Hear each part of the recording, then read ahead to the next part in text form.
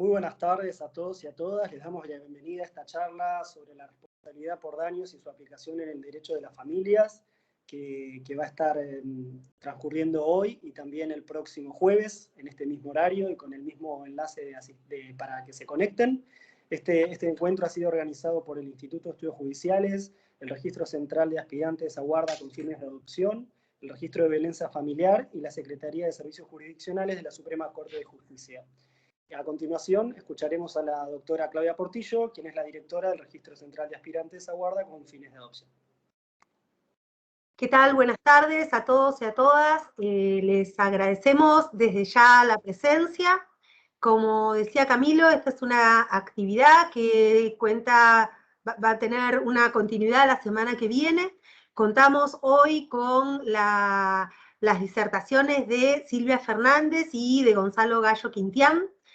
Y la semana que viene vamos a contar con la presencia de Ana María Chechili, que hoy la tenemos acá entre nosotros, y Hernán Cuadri. Ellos cuatro van a abordar diferentes aspectos que hacen a la responsabilidad por daños en el ámbito del derecho de las familias.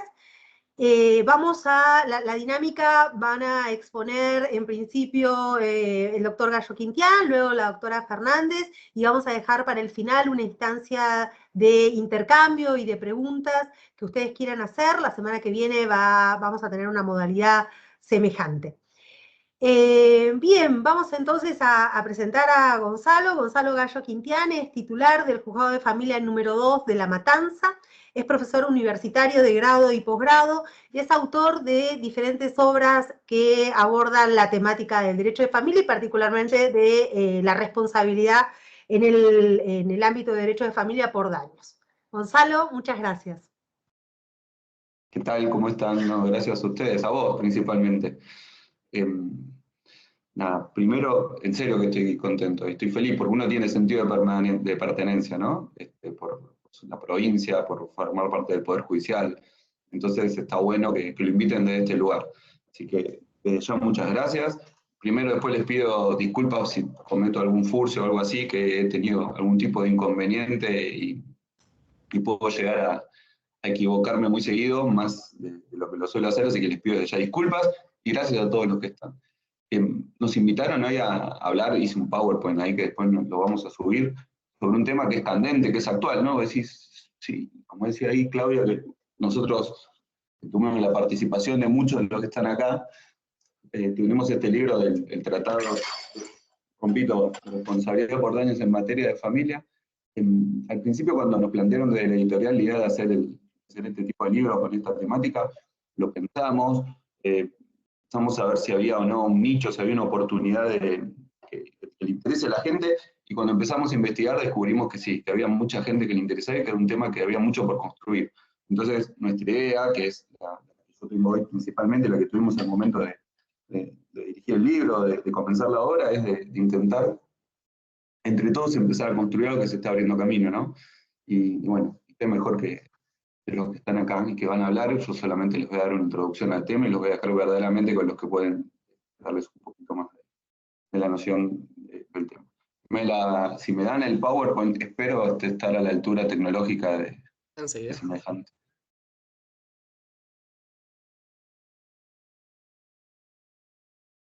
¿Pusimos el PowerPoint? Ahí se está cargando, un momentito. Bueno, a mí, una de las cosas que más me llamó la atención, y calculo que a todos, yo no soy ni muy grande ni muy chico, vieron que todo es relativo, ¿no? Ni muy grande ni muy chico, como que es un tema que al principio cuando vos lo hablas con una persona de cierta edad y le decís, no, un daños y perjuicios en la familia, y se queda todo el mundo pensando, y dice, puede ser, no puede ser, ¿qué te parece? Y yo creo que la explicación que podemos dar que este tema actual y que está tomando tanta trascendencia, es que ha cambiado el concepto de familia, ¿no? Esta era la familia. Le pido mil permisos, iba a poner una foto de mi familia, pero me dio pena que después mis padres me hicieran ellos también daños y perjuicios porque me habían salido bien de mis abuelos, mis tíos. Encontré esta foto en internet y buscaba lo que era el concepto de familia. El concepto de familia es un casamiento, ¿no? Y necesariamente la familia se conformaba por un hombre y por una mujer, y a su vez que habían tenido hijos. Y necesariamente para que nosotros los consideremos familia como sociedad, habían pasado por la iglesia, ¿no? Entonces, Y están así, y no sé. Busqué otra foto. Se ve bien ahí, vi como más o menos cómo son las familias modernas, ¿no? Que ya no son tan chiquititas, son mucho más grandes, son mucho más diversas, hay otras nuevas realidades. Y antes se generaban ciertos tipos de problemas y ahora se generan otros muy distintos y que necesitábamos empezar a abarcar. A ver si puedo pasar. Esto es algo que robé y que perfeccioné o empeoré un poco de la evolución de la familia, ¿no? Que la de la familia tradicional, como 3 o 4 tipos de familia, la familia tradicional que buscaba asegurar la transmisión del patrimonio, protegerse, cuidarse. Yo me imagino el hombre en la caverna, así, protegiéndose, entonces se unían y estaban cerca por eso, y hablando de la transmisión del patrimonio. Después que fue cambiando, ¿sí? Del siglo XVIII hasta mediados del XX, el amor romántico, como que uno se casaba por amor y era para siempre, absolutamente para siempre. Había mucha vergüenza también de separarse, era estigmatizante. Yo me acuerdo cuando era chico, ¿se acuerdan que te decían, no, tiene problemas en el mismo colegio? Te decían, porque es hijo de padres separados, entonces tenés que comprenderlo. Y hoy en día es algo, bueno, parte de esa evolución, la división de trabajo dentro del grupo, de tareas, que era lo que hacía cada uno. Después está la posmoderna, que nada dura para siempre, ¿sí? Que no están tarifados los roles, lo que fuimos viendo, y la que estamos teniendo ahora, que decíamos ultramoderna, le puse yo, de mayor volatilidad, estado líquido, internacionalidad y ensamble. Aprovechando que no está mi futura mujer presente, yo tuve una relación a distancia de 5 años, ¿sí? Cuando digo distancia estoy hablando de otro continente, en España, y viajábamos, íbamos y veníamos, y yo iba en una familia alemana, y yo iba a yo vivía en Buenos Aires, la que era mi pareja vivía en España, y yo iba a todos los eventos de la comunidad alemana, luterana, iba con ellos, entonces veía más a mi familia, digamos, política, que a la persona por intermedio de la cual había ingresado yo a esa familia. Y nada, durante años yo tuve una relación de perfecta pareja a la distancia, dejando claramente, gastándome un departamento, para conocernos. No progresó, por suerte no progresó, y hoy estoy feliz con María Luz. Si pasa el power, tarda. A mí me encantó el concepto de familia porque uno intenta describir qué es familia y como que es difícil, ¿no? Por esto que también que les decía que hay distintos conceptos, que me pasaron demasiados. A mí me encanta la ley de la violencia provincial, ¿no? Porque como que condensó un poco la de las mujeres, de la violencia familiar, y quedó esto que me parece muy bueno. Porque antes lo que decía, ¿qué es familia? Antes familia era algo mucho más chiquitito, era mamá, papá, los hijos que habíamos pasado previamente por la iglesia, que estábamos inscritos en algún registro. Acá la ley provincial dice, se entenderá por grupos familiares originados en el matrimonio u uniones de hecho, incluyendo los ascendientes, descendientes, colaterales, y o consanguíneos, y o convivientes o descendientes directos de algunos de ellos. Ya me aburrí. La presente ley también se aplicará cuando se ejerce la violencia familiar sobre la persona con quien tenga o haya tenido relación de noviazgo o pareja con quien estuvo vinculado por matrimonio, unión de hecho. Entonces, ¿quién es tu familia? El 90% de las personas a las que te relacionas casi les diría. Y ahora durante la pandemia que estábamos todos juntos, ¿sí? Amontonados quizás, el concepto de familia es mucho más amplio. Fíjense acá que al momento de proteger, y está bien que así sea, se elige un concepto amplísimo respecto a lo que pasó, lo que no pasó. Yo he llegado a considerar familia, para aplicarle una medida de protección, a una relación de personas que no se conocían, ¿sí? Que chateaban por Facebook, y la madre se entera, la chica era menor de edad, la madre se entera de que había una persona mayor que le estaba hablando, no estaba haciendo nada, pero ellos se sentían que tenían una relación, me pidió una medida de protección, y llevé adelante una medida de protección por una relación, si quieren, absolutamente virtual, nunca se habían conocido en su vida. Bueno, ese es otro tema. Fue variando el concepto de familia, esto me quedó a medio hacer, ¿sí? Y se creó existió siempre un concepto que se llamaba inmunidad familiar, que lo que quedaba en la familia, vieron con lo que pasó en Las Vegas, queda en Las Vegas, bueno, lo que pasó en la familia queda en la familia. Todo eso se fue superando, ¿sí? No me funciona muy bien esto del PowerPoint, ¿eh? Me tarda mucho en cargar. Digo que había como un superpoder, ¿sí? Agarré, yo busqué la definición de la Real Academia, que es más de biología, pero que un estado de resistencia natural o adquirida que poseen ciertos individuos o especies frente a determinadas acciones patógenas de microorganismos o sustancias extrañas, como un daño sin perjuicios. Antes no podías hacer un daño sin perjuicios. era, pero ¿cómo no podés hacer un daño sin perjuicio? ¿Por qué? Por la familia, bueno.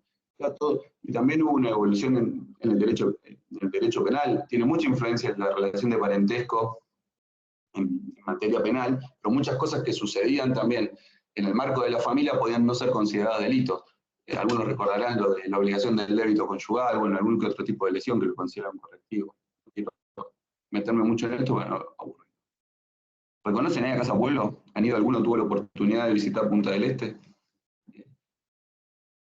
Por suerte o por desgracia para la sociedad, la comunidad, yo me impactó esto porque me tomaron este tema en el examen como que ingresé como juez hace ya 12 años. Y nada, fue un tema que algunos lo recordarán. Puse Casa Pueblo, ahí están las iniciales, eso ya es conocido porque todos son adultos, algunos han fallecido, vieron que era el caso Páez Vilaró, y una resolución que tomó la Corte en 1999. ¿Saben cómo era el caso? Era una señora, estaba casada, tuvo una relación afectiva mientras estaba casada con Páez Vilaró, Anet creo que se llamaba, ¿no? Tuvo la relación, bueno, después quedó embarazada, tuvieron el hijo, ya tenía la certeza de que el hijo era de este hombre uruguayo, Páez Vilaró, que no era el que era su marido, pero su marido se había presentado en el registro civil, lo había reconocido, estaban casados aparte. Bueno, ella intentó impugnarlo, creo que el 259, si no me equivoco, no se lo permitía, y se lo decía que podía el hijo, y que iba a poder en su momento, cuando tuviera la capacidad, que acá consideraron que la capacidad suficiente, que decían que era los 14 años, o el discernimiento. Bueno, que sí que no, que sí que no. ¿Por qué le digo todo esto? Me impactó siempre el valor institucional de la familia legítima, la conveniencia de emplazamiento inmediato. Bueno, ahí tienen un montón de cosas que pueden leer tranquilamente y no hace falta que yo se las diga.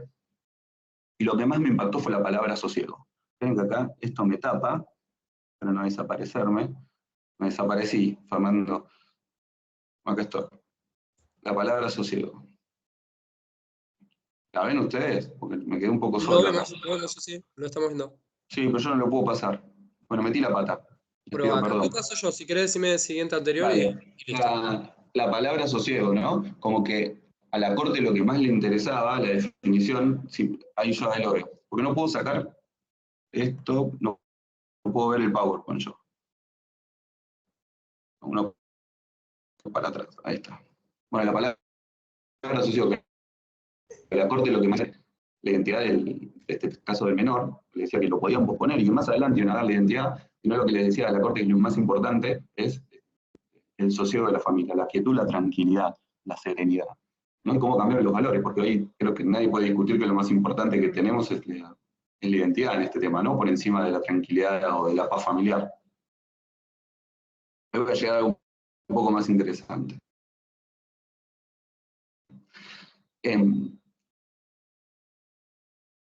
Con la evolución nuestra como sociedad, nos importa más lo que nos sucede a nosotros, ¿sí? Que es la tranquilidad de la familia. Nos permite desarrollarnos mucho más. Y ahí, por toda esta evolución, y ahora vamos a llegar al tema que me puede interesar, yo le veo nada más que la cara acá a 3 o 4 que por lo pronto no se durmieron, los daños en las relaciones familiares. Así llegamos a este tema porque antes era inconcebible que pudiéramos sentarnos a pensar que podía existir un daño en medio de la familia, ¿sí? o que tenga su origen en una de las relaciones familiares. Yo en algún momento le quise hacer un daño sin perjuicio a mi papá porque me había hecho de Racing, pero con el tiempo pudimos empezar a salir campeones y superamos. Bueno, después van a ver con el resto de los disertantes bien lo que es el daño. A mí lo que me interesa mucho en estos temas es evitar y reparar el daño injusto, creo en el deber de prevención que también se tiene, y el de preservar los vínculos familiares. Es importantísimo porque es una línea muy, muy difícil, ¿no? Y que se está construyendo de cuándo corresponde, cuándo es un daño, cuándo no, un daño que tenga que ser reparado, cuándo no. Es una construcción que tenemos que realizar entre todos. Ahora en otra charla que voy a participar, van a hablar sobre la posibilidad de que exista un daño sin perjuicio por falta de afecto. Como no me quiere más, le doy daño sin perjuicio. Es difícil, ¿eh? Con Hernán, con Soledad y con Marcela, nos tocó, no sé si alguno tuvo la oportunidad de ver esta película, no me pidan, es libanesa, no me pidan cómo se pronuncia, Cafarnaum, como sea. donde un chico se presenta ante la situación de que quiere demandar a sus papás. ¿Por qué lo crean tú? Porque me trajiste al mundo. O sea, es una película, es una ficción, pero narra la situación del chico que ha sufrido toda la vida y que está sufriendo muchísimo y dice, no me pueden haber hecho lo que me hicieron, ¿sí? Me trajeron a un lugar donde lo único que hago es sufrir. Bueno, les recomiendo, si tienen pañuelos y quieren llorar un ratito, que se pongan a ver esta película, que es interesante. Entonces, lo que yo quería llegar, ¿se pueden reclamar daños? Sí, se pueden reclamar. ¿Es novedoso? Sí, novedoso en lo que es en lo que es el pensamiento de una nación, sí, pero en realidad se han reconocido muchísimos daños hoy en día, no paran de salir sentencias sobre ese tema. El tema, lo que nosotros tenemos que ver es con qué modelo, ¿vieron? Con qué proceso que vamos a meternos, a discernir si existió o no existió, que esto es básicamente lo que les quería hablar, si existió ese daño y si tiene que ser reparado, o incluso la prevención. El molde, vieron que es el proceso.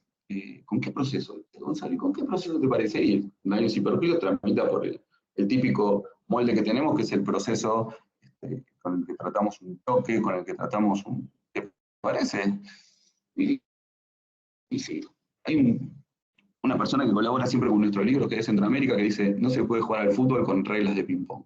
Podemos abarcar un choque en la esquina de la misma forma, con el mismo molde, intervenir en esa situación con el mismo molde que intervenimos en un choque. La respuesta que nos parece a todos es que no, ¿no? Creo que sí. Es feo esto de no poder tener una ida y vuelta con nadie. Yo acá un poco me aburro yo también. Y así nacen, hace ya muchos años, el concepto de tutela jurídica diferenciada. Siempre hubo tutela jurídica diferenciada, con mayor énfasis se está encontrando ahora que tenemos las conclusiones del Congreso Nacional de Derecho Procesal, que decían, que por su naturaleza exigen principios diferenciados y propios. La especialidad que se requiere se vincula a los órganos, a las normas y a la competencia, es decir, a toda la organización jurisdiccional. Así pasa.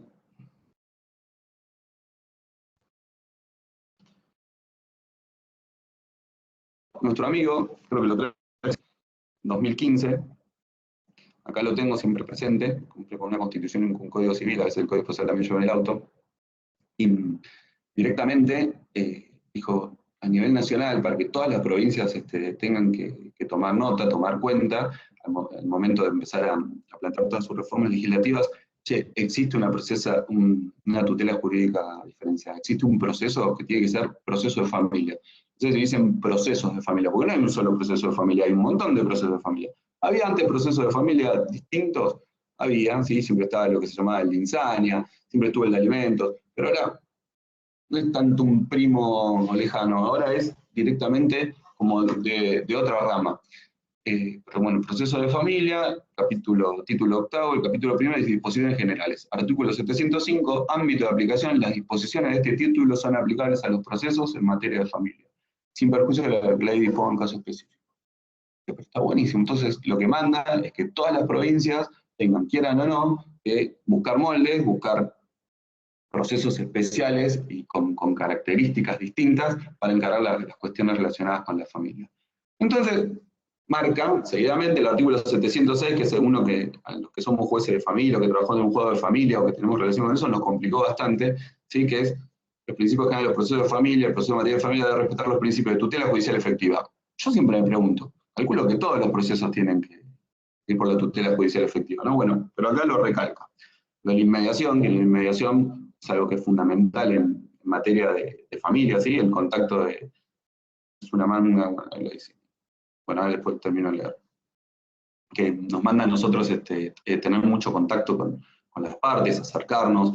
La inmediación siempre digo que no es solamente con las partes, sino también con el expediente, con los peritos. Una de las grandes cosas que a nosotros espero que no nos saquen con las reformas legislativas que se vienen, que es que el equipo técnico está con nosotros, ¿sí? Que los tenemos en 2 despachos al lado, 3 despachos al lado, son de nuestro conocimiento, de nuestra confianza. Vos les conocés qué es lo que mejor pueden hacer, cuáles son sus características. Ellos saben también para dónde vos estás orientado o qué es lo que necesitas de ellos. Esa inmediación es tremenda. La buena fe y la lealtad procesal, que tiene que estar en todos los procesos, ¿no? Pero en este lo recalcan mucho más. La oficiosidad, que después en otro momento les explico, la oficiosidad que manda que el juez tenga que darle darle fuerza, vigencia, el halo de vida siempre al proceso. No es que manda que tiene que hacer todo lo que está en el proceso, lo que hay que hacer. No sé, es medio discutible. Algunos dicen, tiene que hacer todas las cédulas, todos los oficios, tiene que hacer toda la actividad. No, yo te puedo mandar a vos a que lo hagas y que lo impulses vos. Yo lo que tengo que es mantener vivo el proceso. Si nadie lo hace, claramente lo voy a tener que hacer yo. Incluso se pueden, no tengo mucho tema para abarcar, pero se pueden iniciar procesos como el de adopción de oficio. Hay muchísimas cosas que se pueden hacer. Bueno, lo de la oralidad, que no es que es todo oral, sino que lo que hablan del proceso por la audiencia es el acceso limitado al expediente para cuidar bien lo de las iniciales y todo eso. Vamos a seguir porque si no se me va. Si nosotros decidimos, tomamos la decisión que el reclamo de daños y perjuicios se realice por intermedio de un molde, ¿sí?, del proceso de familia, de uno de los procesos de familia, tiene que tener alguna de las características, las pueden leer tranquilos, del Código Civil, en el Código Civil y Comercial, de 705 y para abajo, 711 creo que llega, donde les va a indicar más o menos las características que tiene que tener cualquier proceso de familia en todo el ámbito de la nación, ¿sí?, de la República Argentina. Uno de los casos que, para mí, lo que yo puedo ver, en que más se diferencia si tomamos un molde tradicional o el modelo especial, que es el proceso de familia para encargar situaciones de daños y perjuicios, el tema de la carga probatoria dinámica hacia la esencia del proceso, ¿sí? En un proceso común, ¿sí?, si quieren, el choque en la esquina, como les decía, el juez, acá en 1735, tiene la obligación de, durante el proceso, comunicarle a las partes, para no sorprenderlas, che, miren que voy a utilizar el concepto de carga probatoria dinámica. Che, Gonzalo, ¿y qué es carga probatoria dinámica? Y carga probatoria dinámica es que, parte de esa buena fe y lealtad procesal, todos tenemos que colaborar con el proceso, ayudar a que el proceso llegue a una solución que sea lo más justa posible. Entonces, el que tiene que probar quién es el que está en mejor posición, ¿sí? Entonces, si yo digo que vos ganás 300.000 pesos, ¿quién está en mejor posición de acreditar cuánto es en un proceso de alimentos, el que gana más o el que gana menos, o cuánto verdaderamente gana aquella persona que tiene sin eso, ¿no? Entonces, bueno, se colocan un montón de situaciones, hay unas discusiones ahí, creo que Giannini empezó con esto, yo en algún caso lo seguí, respecto de que es como una máxima colaboración procesal. No es que si no cumpliste con la carga, no podés eximirte de esta consecuencia si vos hiciste todo lo que estaba a tu alcance para probar, porque puede ser una situación de que haya desaparecido, no sé, un recibo de sueldo. Pueden ser un montón de cosas, pero no es el momento hoy en que les quiero explicar. Me estoy apurando mucho para dejarla así.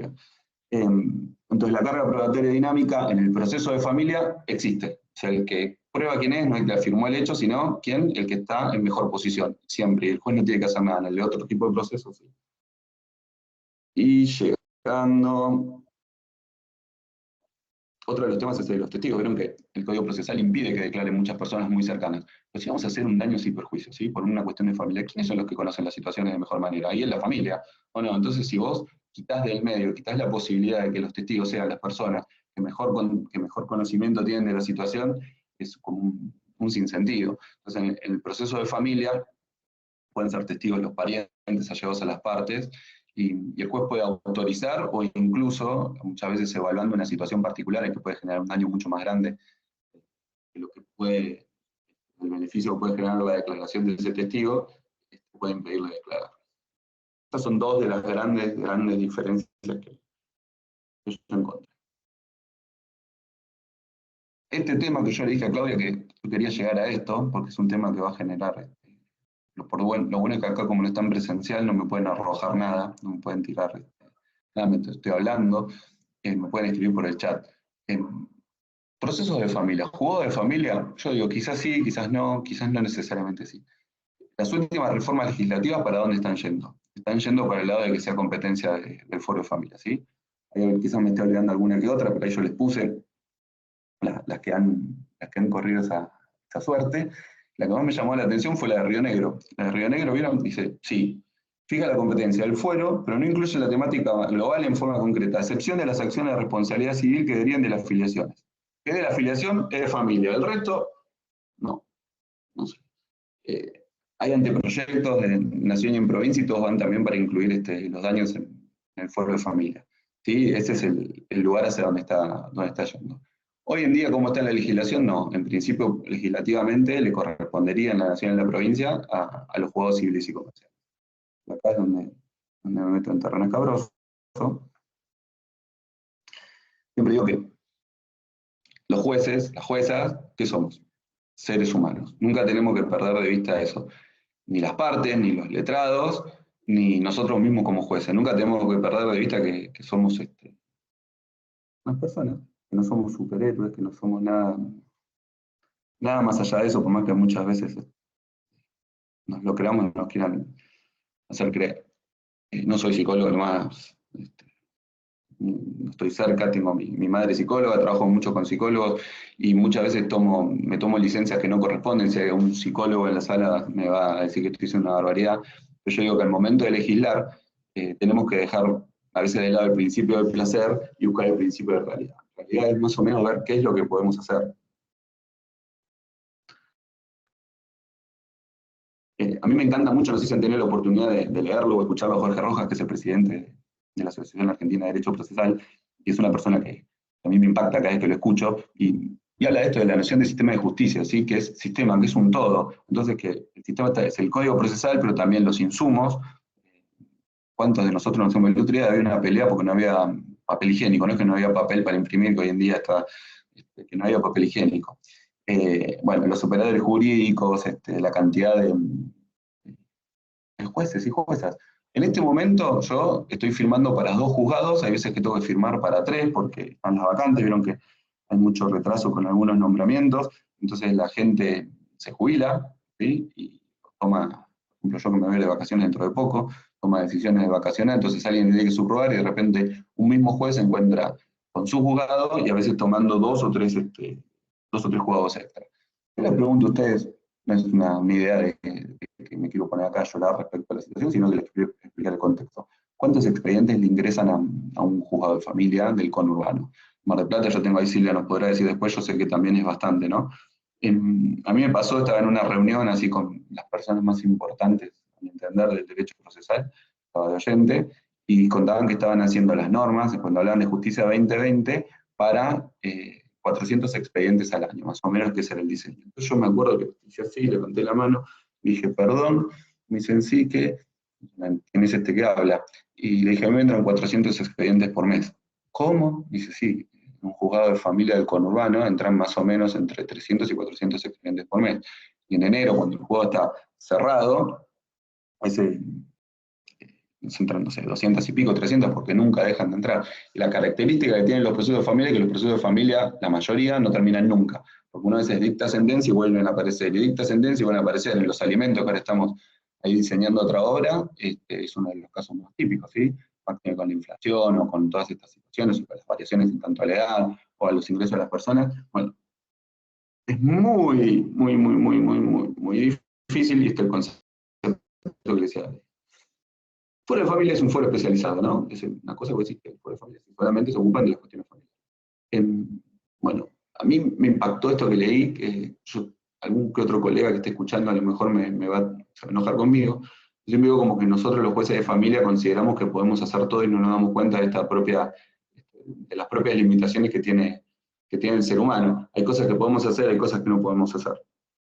Acá dice, bueno, la especialización puede definirse como un proceso de adquisición de conocimientos en un ámbito intelectual restringido. Pueden seguir leyendo. Me encantó la segunda parte. Históricamente a los jueces se le han atribuido cualidades sobrehumanas, ¿sí? Absolutamente así. Así ya del derecho romano se prende aforismos del iura novit curia, ¿no? Bueno, y esto que todos lo pueden leer. Entonces un pecado de nosotros, un pecado de otros, es considerar que podemos hacer muchísimas cosas que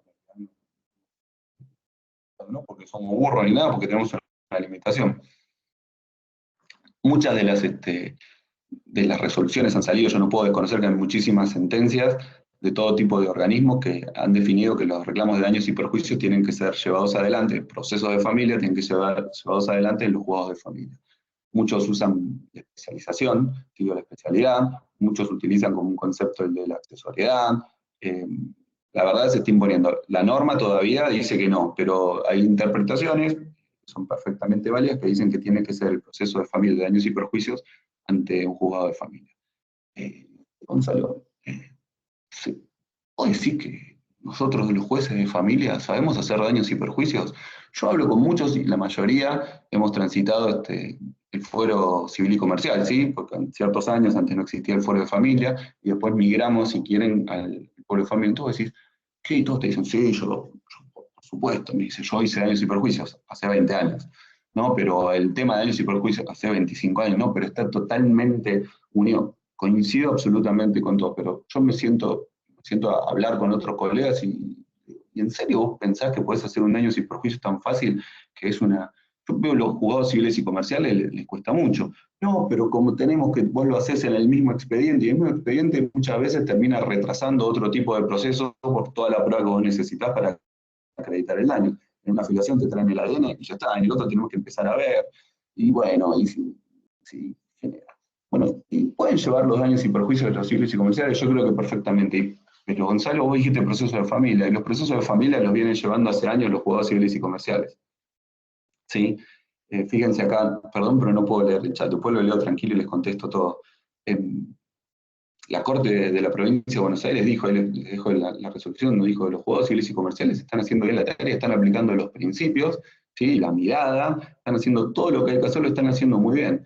Entonces, ¿qué te parece? ¿Pueden o no pueden? A mí ¿hay un fuero especializado en daños y perjuicios? Sí, hay un daño especializado en daños y perjuicios. ¿Cuál es? Es el fuero civil, no es el fuero de familia.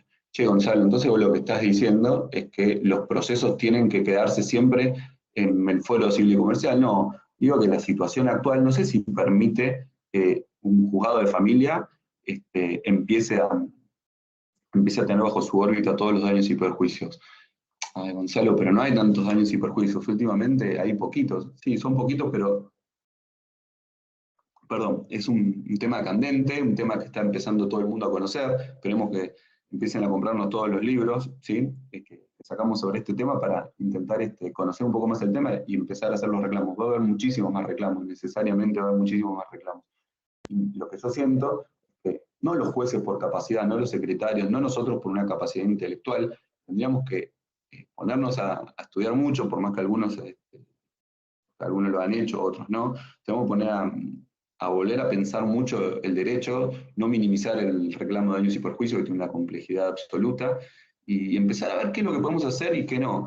Y algo que me impacta, ¿sí? Una persona que yo no conocí, pero que valoraba mucho su sentencia, que era el doctor Negri, ¿no? Me acuerdo, yo soy juez de 2009, y me acuerdo que salió la ley de violencia familiar, estaba la ley de violencia familiar, yo estaba haciendo un comentario para una revista especializada, y veo que aprueban la media sanción a una reforma. Y me quedo así, dije, no, a ver, ¿qué es lo que va a tratar? Y me fijo, y me dice, no tiene estado legislativo, despreocupate, al otro día salió la reforma y tuve que cambiar todo. ¿Qué decía básicamente? El artículo 11 nos mandaba a tener audiencia, que es el vigente, dentro de las 48 horas con todas las partes. A veces en el proceso de violencia hay un demandado, un denunciante, o a veces son 2 o 3, a veces los denunciados son 4, 5, 6 o uno solo, entonces vos te mandabas entre las 48 horas. Bueno, tuve la oportunidad de tener una reunión y fui con uno de los jueces de La Plata, que había hecho una planilla de Excel que marcaba que teníamos que estar los jueces 15 horas sentados sin pararnos de la silla para ir al baño siquiera para tomar todas las audiencias. Entonces se generó una especie de desesperación, caos, aparte en una, perdón, una falta de grado del juez y no tomaban presencialmente la audiencia. Entonces, ¿qué hacemos? ¿Cómo hacemos? Y, che, ¿qué hacemos con los abrigos? ¿Cómo tomamos la resolución? ¿Cómo hacemos esto? Bueno, salió una resolución de la Corte que nos permitió autorizar a los secretarios o otros letrados para que llevaran adelante estas audiencias y después nos comunicaron. Entonces, me encantó, tomo esto para esto otro que yo les decía, que dicha disposición legal desborda a todos los jueces a quienes les ha sido confiada la competencia en la materia en la medida en que el número de causas con sus delicadas connotaciones crece día a día hasta sobrepasar las posibilidades humanas de su actuación personal en las complejas exigencias de la ley desde un punto de vista que me quedó medio cortado. Como enseña la filosofía clásica en la materia, resulta ser la propia naturaleza de la cosa, la ley, además de recta y justa, debe ser de posible cumplimiento, oportuna en cuanto al tiempo, el lugar de su vigencia, y bueno, y esta norma en el...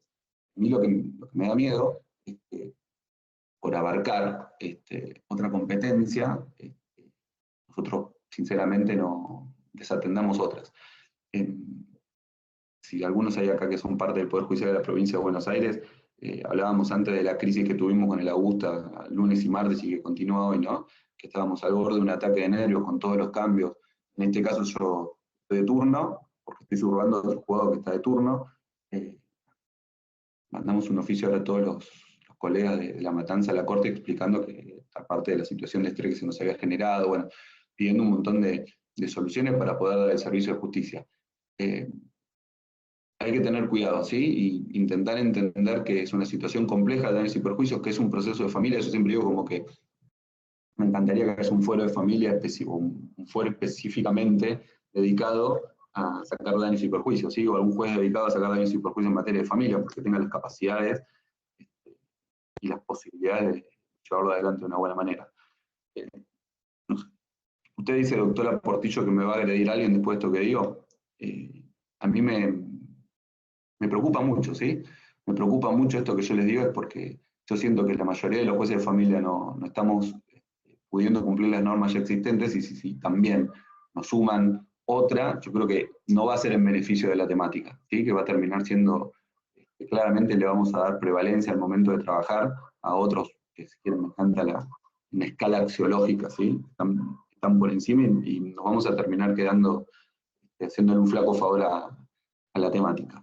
Entonces, lo que les quiero dejar de conceptos es que cambió el concepto de familia, ¿sí? Concepto, cambió el concepto de familia, existen los daños, se pueden reclamar absolutamente, hay que tener mucho cuidado al momento también los que trabajan como letrados, al momento de asesorar, porque también el tema de preservar los vínculos, los daños que se pueden generar muchas veces dentro de una familia. Calculo que el día que te llega una demanda de un familiar tuyo que te reclama un daño sin perjuicio, como que se rompe algo que no hay mucha vuelta atrás, ¿no? Entonces, que tiene que ser una situación que nosotros entendamos que es justificada, no que sea una aventura, que si, bueno, le reclamamos al que chocó en la esquina, si venía por la derecha o en la izquierda, después vemos si sale la pericia o no sale la pericia.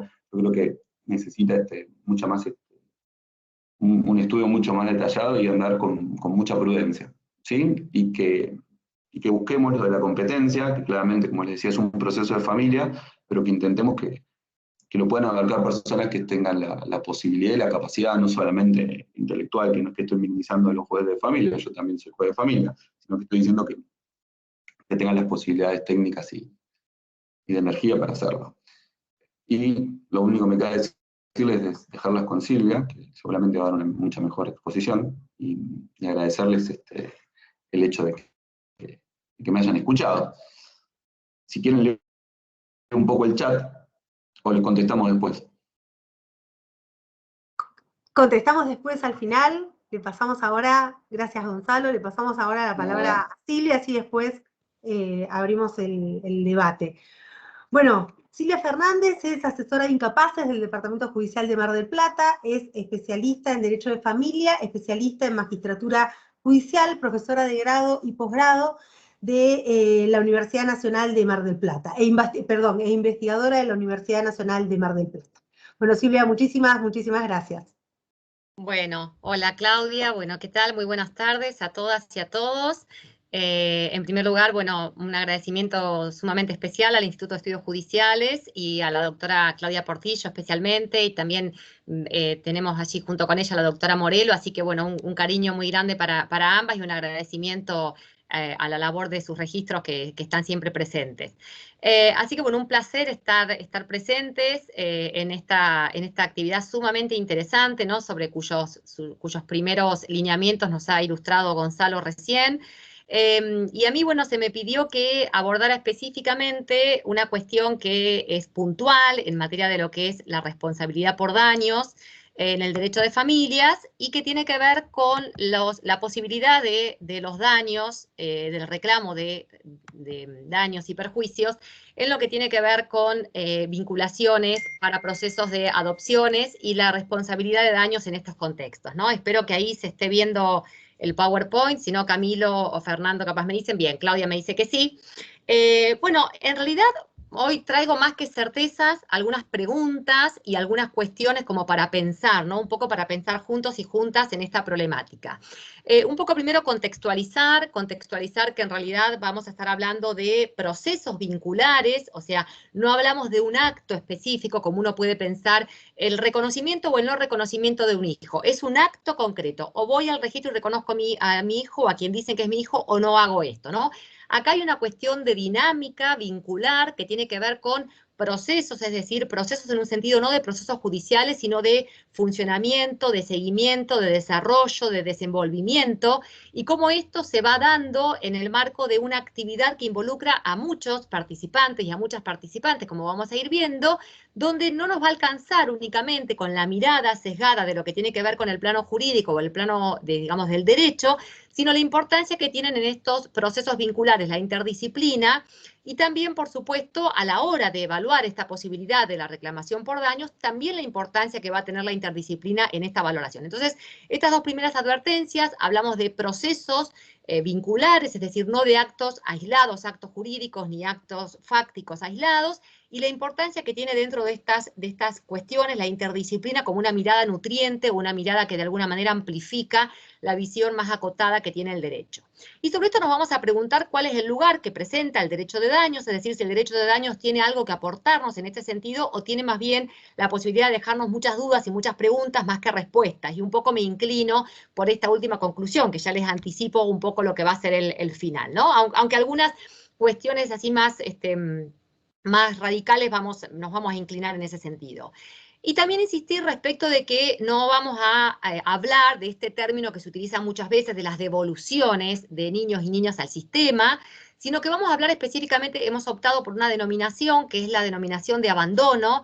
En realidad el término devoluciones es un término que no lo compartimos por esta mirada, digamos, cosificante que tiene, ¿no? De alguna manera de cosificar la situación del niño o de la niña que es restituido al sistema de protección integral de derechos y al sistema judicial, y vamos a hablar lisa y llanamente de abandonos, porque como nos vamos a centrar en aquellos, no en aquellos fracasos puntuales de vinculaciones recién iniciadas o con un proceso vincular recién comenzado, sino en aquellas situaciones que tienen que ver con estadios más consolidados, con el dictado de guardas con fines de adopción o incluso con sentencias de adopción, como algunos fallos jurisprudenciales que vamos a ir viendo, donde realmente acá se produce un abandono porque se piensa de alguna manera, ¿no?, que existe como una suerte de diferencia entre el hijo biológico y el hijo a quien se llega a través de una dinámica de adopción, y que parece que cuando aparecen los conflictos o las problemáticas, con el hijo biológico hay que asumir algunas cuestiones y con el hijo por adopción, así como se le recibe, se le reintegra nuevamente al sistema, ¿no? Entonces, bueno, en primer lugar, tener en cuenta que es fundamental para que estos procesos vinculares vayan a un buen puerto o vayan a un buen camino, esta noción que introdujo el Código Civil y Comercial respecto del consentimiento del niño o la niña y adolescente para su adopción. Consentimiento que en realidad, si bien el Código Civil y Comercial lo ubica en una fase que tiene que ver con el proceso de adopción propiamente dicho, vamos a estar hablando de un consentimiento a lo largo del transcurso de todo el proceso, es decir, desde el primer momento en que se seleccionan los postulantes y los legajos para comenzar la vinculación de un niño, y desde antes que esto, desde el momento en el cual se empieza a trabajar con este niño o con esta niña su derecho a vivir en familia a través de la alternativa de la adopción, trabajar desde ese consentimiento a partir de ese momento, teniendo en cuenta la responsabilidad que todos los operadores y las operadoras tenemos en esta construcción de las voluntades adoptivas, ¿no? Donde no va a estar el niño o la niña aislada en este contexto, sino que vamos a tener toda una serie de operadores y operadoras que intervienen dentro de esta vinculación interinstitucional, que nos obliga también a, digamos, a sentarnos, a generar audiencias, a mirarnos las caras. Ahora con la pandemia que no nos podíamos mirar las caras, lo hacíamos a través de los sistemas virtuales, el WhatsApp, digamos, como sea. Pero esta cosa de estar absolutamente en contacto y absolutamente en vinculación, no solamente este niño con esta familia por adopción, sino también todos los integrantes y las integrantes de esta vinculación interinstitucional. Lo primero, trabajar la voluntad adoptiva, ¿no? Bueno, hemos trabajado en otros cursos que organizó el Instituto y el registro de aspirantes a guarda con fines de adopción sobre esta idea de la voluntad adoptiva, es decir, poder trabajar en los niños y las niñas el sentido que ha tenido la medida de protección excepcional y cuál es el sentido de esto que le proponemos a partir del momento del ofrecimiento de una nueva familia, ¿no? Digamos, qué es lo que se trabaja y cómo se aborda, no solamente el desprendimiento de la familia de origen de la cual proviene este niño o esta niña, sino también esta involucración en una nueva familia para adopción, ¿no? Digamos, ¿qué entiende realmente un niño o una niña cuando hablamos de una nueva familia? Y se puede realmente dimensionarlo como nos parece tan claro a nosotros. Realmente es muy difícil para un niño o una niña pensarse que ha sido vulnerado en sus derechos, pensarse en una situación de ser adoptado que tal vez se lo interpreta como un nuevo espacio que puede significar un escenario para ser revictimizado nuevamente. Y si en algún punto las personas que eran mis cuidadores de origen me maltrataron, me agredieron, me abusaron y demás, cómo esta situación no va a replicarse posiblemente en el ámbito de lo que son las personas con quienes me vinculo para una posible adopción, ¿no? Entonces, a partir de ahí, hay que pensar no solamente en los tiempos que nos marca el Código Civil y Comercial para trabajar en una adopción a partir de los 180 días del vencimiento de una medida de protección, sino hay que pensar también en estos tiempos vinculares de los niños y de las niñas. Y por eso, desde la interdisciplina, se trabaja en dos ideas o en dos nociones. Una tiene que ver con esto de la situación de adoptabilidad, que es un término más jurídico, de lo cual nos habla el Código Civil y Comercial, la declaración de la situación de adoptabilidad, y otra tiene que ver con este estado de adoptabilidad, ¿no? Esto que desde la interdisciplina nos explica, por ejemplo, Otero, Federica Otero, muy claramente, y otras autoras respecto de la mirada interdisciplinaria, cuando tengo realmente en situación un niño o una niña que presenta las condiciones subjetivas adecuadas para poder pensarse en una familia por adopción. ¿Por qué nos parece tan fácil, sobre todo en niños de la segunda infancia, digamos, cuando ya pensamos de chicos de 8, 9, 10, 12 años, cómo nos parece tan fácil que va a haber un desprendimiento del ámbito de la familia de origen, que aunque maltratante, es el ámbito de origen, es el ámbito de gestación, el ámbito genealógico de este niño o de esta niña, para pensar en cómo incorporarse en una familia por adopción, ¿no? ¿Por qué otra familia no va a victimizarlo de la misma manera en que lo victimizó su vivencia en la familia de origen? ¿Y por qué pensar que mágicamente transcurridos los 180 días esta situación va a estar saneada o este daño vivido en este niño o en esta niña va a estar dañado, ¿no? Entonces, bueno, esto pensarlo desde la mirada de los niños. Y después pensarlo o conceptualizarlo desde la mirada de los adultos. Cuando empezamos a escuchar las situaciones de crisis de los adultos, de los y las guardadoras, muchas veces escuchamos frases que realmente nos hacen pensar que a veces no hay una adecuada formación de parte de las personas que se inscriben para ser guardadores y guardadoras, y por eso la importancia fundamental que tienen sobre todo estos encuentros con los cuales trabaja el registro de aspirantes a guarda con fines de adopción de la Corte, respecto de la formación, la involucración, la invitación para formar parte de un registro de aspirantes. Es decir, ¿qué hay realmente de comprensión respecto de la alternativa diferencial que significa la adopción? ¿Y qué nos encontramos en estos guardadores muchas veces? Manifiestan conductas inadecuadas de parte de los niños y de las niñas, agresividad, desobediencia, robo, falta de disciplina. Esto en realidad yo no se lo enseñé, esto lo trae porque ya es un chico de 8, 9, 10, 7, 12 años que viene con otros aprendizajes. La adopción no es lo que usted me dijo, en realidad usted me dijo que esto iba a fluir de otra manera y en realidad son todos conflictos desde que él o desde que ella llegó al ámbito de la familia. Estamos haciendo todos los esfuerzos posibles, pero está destruyendo nuestra pareja. Tiene conductas sexuales para las cuales no estoy preparado, en realidad me busca, me provoca, yo no sé qué ha vivido durante su infancia, es decir, todas palabras en las cuales replico y por ahí voy recordando casos respecto de los cuales hemos intervenido con niños y niñas frente a esta dificultad que plantean en realidad los adultos de poderse involucrar adecuadamente en una construcción adoptiva. Entonces también respecto de los adultos tenemos que hablar de estas diferencias entre lo que es estar dispuesto supuestamente para poder ser un aspirante o una aspirante con miras a una futura adopción y realmente tener esta disposición adoptiva, ¿no? Esto que también, digamos, el registro insiste respecto de esto, respecto de poder diferenciar la paternidad biológica que no fue, con lo que tiene que ver con la paternidad ahora o maternidad adoptiva, esto de hacer el duelo por la no realización o por la no posibilidad de lo que ha sido el hijo biológico, pero también darse cuenta de las diferencias que presenta una adopción, este respeto, esta necesidad de cumplir con este respeto a la historia que los niños y las niñas para adopción traen, proveniente del ámbito de su familia de origen o del ámbito de sus personas vinculares en sus primeras infancias, ¿no? Entonces, la diferencia entre estas expectativas y la realidad. La expectativa que tengo como postulante cuando me inscribo en el registro, la disposición adoptiva que pude trabajar durante este transcurso, para lo cual es fundamental el aporte o el soporte interdisciplinario, que por eso pedimos a los postulantes para adopción la importancia de ir acompañados por un soporte interdisciplinario terapéutico en el marco del proceso vincular, y cómo poder hacer para, de alguna manera, también calmar estas expectativas, calmar estas ansiedades, y poder dar cuenta que los niños no están, digamos, ubicados en el rol en el cual van a solucionar o de alguna manera van a dar respuesta a los vaivenes que sientan los adultos en este proceso vincular, ¿no? En realidad estos niños que han sido violentados, que han sido maltratados, tienen que reconstruir su confianza en el mundo adulto, tienen que confiar nuevamente en los adultos dentro del marco de este proceso. Posiblemente son chicos que han estado durante no solamente 6 meses, sino 1 año, 2 años, 3 años dentro de una institución y tienen que dimensionar y tienen que digamos, asumir esta cuestión de la partida de la institución y todos los sentimientos ambivalentes que esto les provoca, los sentimientos que tiene el propio niño o la niña para poder, digamos, respecto de llegar a ser rechazado. Entonces, ¿cómo van a poner en prueba permanentemente también a los adoptantes con esto de, bueno, a ver, yo te voy a poner a prueba y te voy a hacer esto y aquello y esta reacción? Y vos, a pesar de todo, ¿me vas a querer seguir igual? ¿Me vas a seguir queriendo? ¿Me vas a aceptar? ¿Me vas a amar? Y también esto que muchas veces esperan los guardadores, ¿no? No puede ser, una vez en una situación de adopción nos decía una guardadora, pero yo hasta les hice el documento, ellos ni siquiera documento tenían. Lo miraron, lo recibieron ahí y lo dejaron a un costado. Ni siquiera me dieron las gracias por haber hecho el documento, ¿no?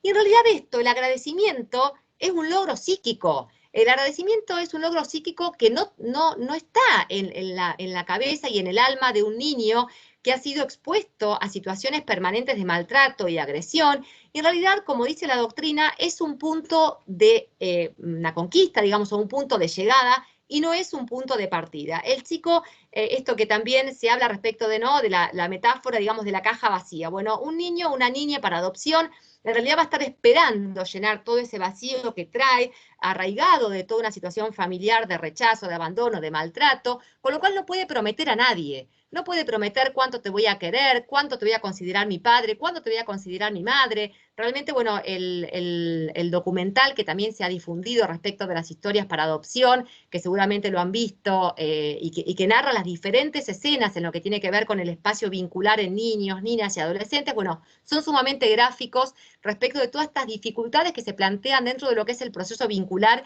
y que tiene que ver con esto de que de parte de los chicos no hay promesa, de parte de los chicos no puede haber aseguramiento respecto a las expectativas que tienen los adultos. Son los adultos los que tienen que ir amoldándose a estas situaciones y son los adultos los que tienen que poder dar respuesta y reconstruirse permanentemente también para estas adopciones que llamamos adopciones más complejas o adopciones más difíciles, ¿no? Digamos, estas adopciones que tienen que ver con situaciones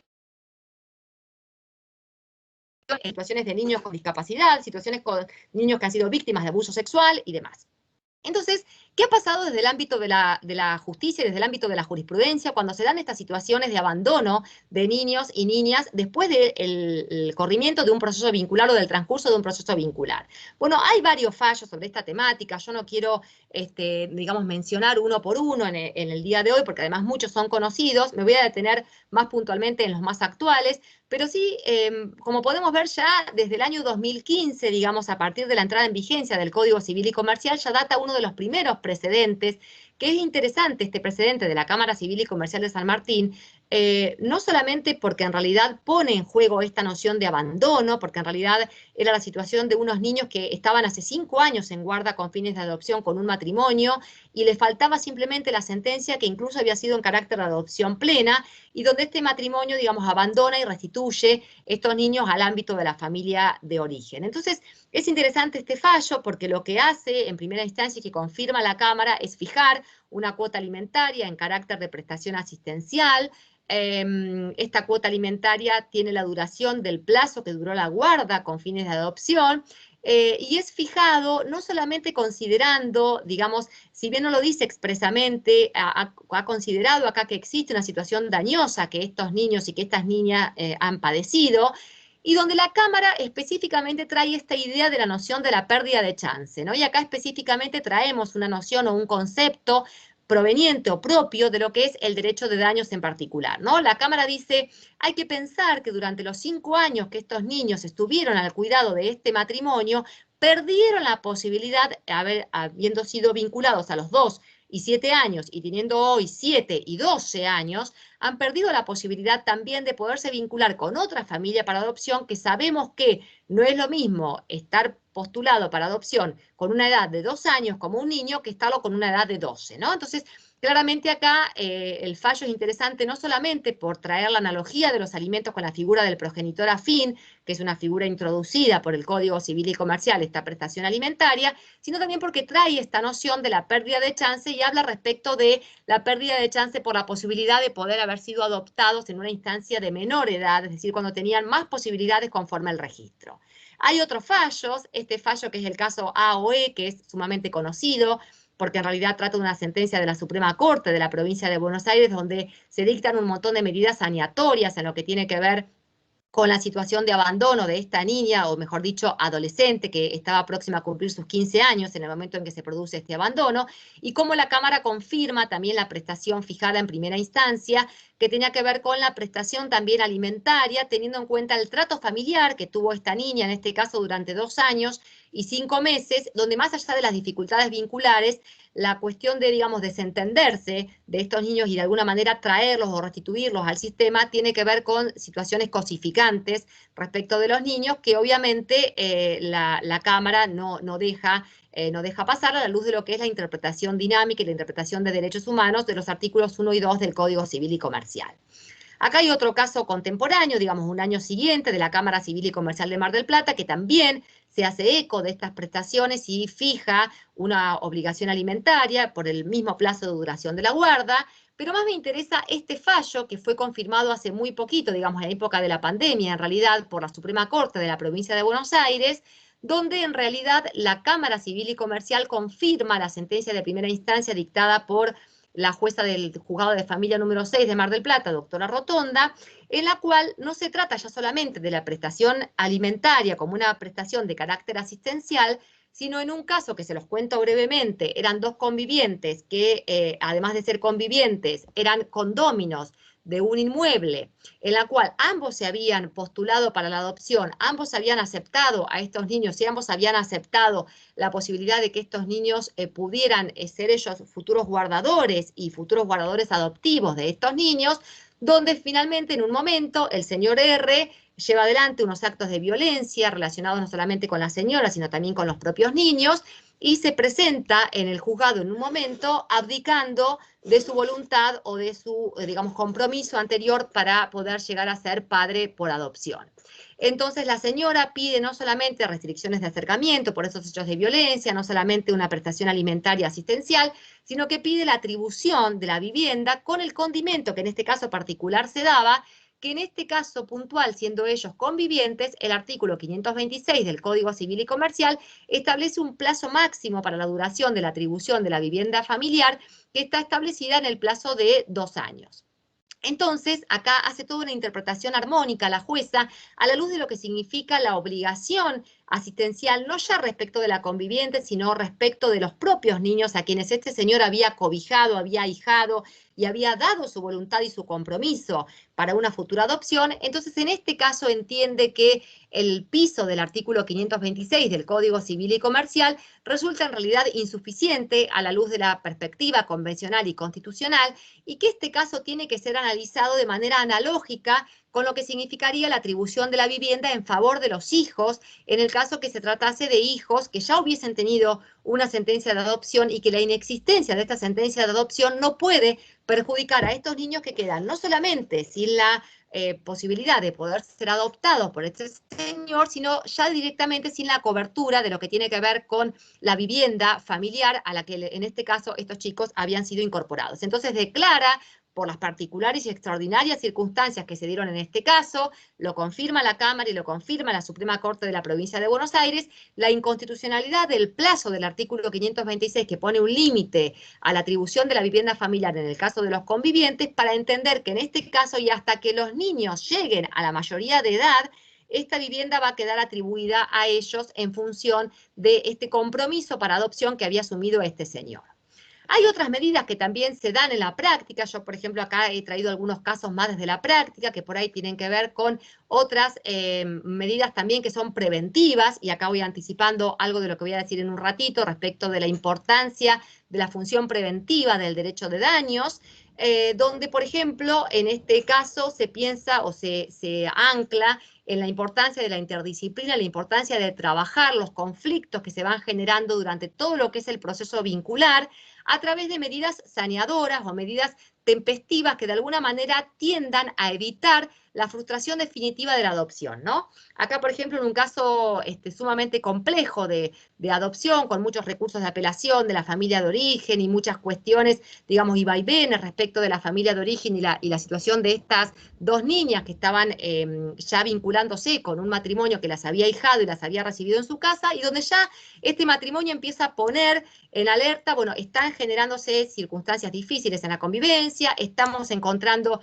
circunstancias de rechazo por parte de la mayor de estas niñas, bueno, y piden ayuda, ¿no? En ese momento. Entonces, ¿cómo se empieza a trabajar articulada interdisciplinariamente desde el juzgado, la asesoría, y se incorpora la función del PEF, del punto de encuentro familiar, como una estrategia o como una herramienta dirigida a poder empezar a construir otros caminos, ¿no?, de vinculación entre estos postulantes y estas niñas, que finalmente, después de un tiempo de maduración y un tiempo de intervención de parte del PEF, bueno, finalmente se logran destrabar esos conflictos que no eran más que conflictos vinculares y logran que estas niñas hoy puedan estar con una sentencia adoptiva en favor de estos dos originarios postulantes o guardadores.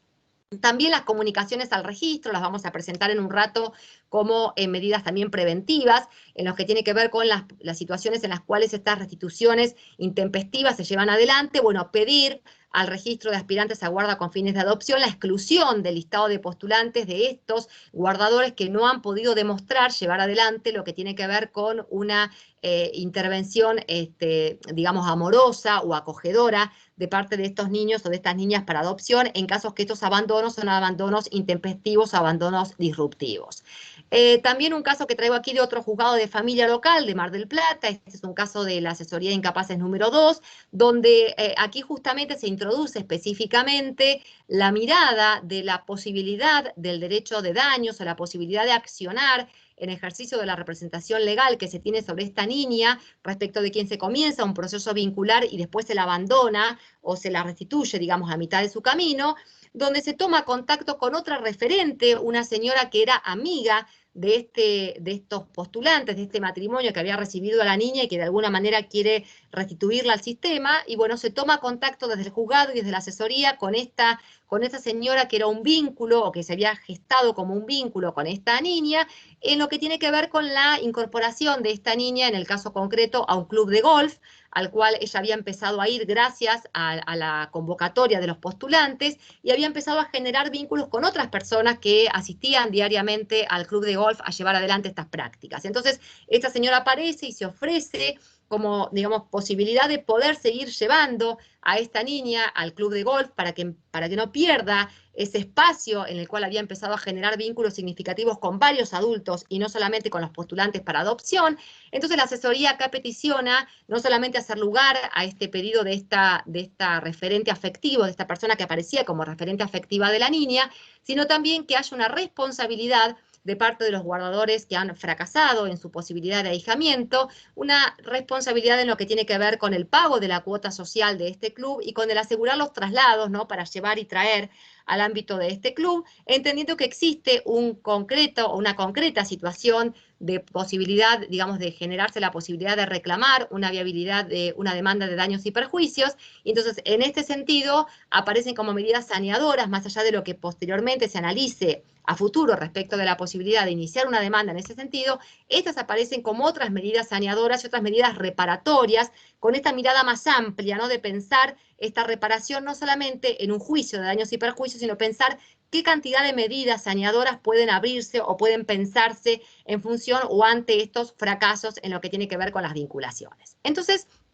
vamos ahora al foco y ya para ir redondeando algunas de estas ideas. ¿Cuál es el lugar que puede presentar el derecho de daños dentro de esa situación de fracaso de las vinculaciones adoptivas? En primer lugar, insistir respecto no solamente de la función de reparación del derecho de daños, sino también respecto de la función preventiva, sobre lo cual nos ilustra tan claro el Código Civil y Comercial y que la introduce de manera específica como dos funciones que no son incompatibles entre sí y que en realidad ninguna de ellas prevalece sobre la otra. Entonces, cuando hablamos de la función del derecho de daños en el marco de las vinculaciones adoptivas, no estamos pensando solamente con qué hacemos en el después, es decir, cuando el daño ya estuvo causado, sino también qué hacemos en el antes, ¿no? Qué hacemos en el antes y en el durante para prevenir la generación de estos daños en concreto, ¿no? ¿Hay una situación que amerita la prevención y la reparación de daños en los casos de abandono por vinculaciones adoptivas?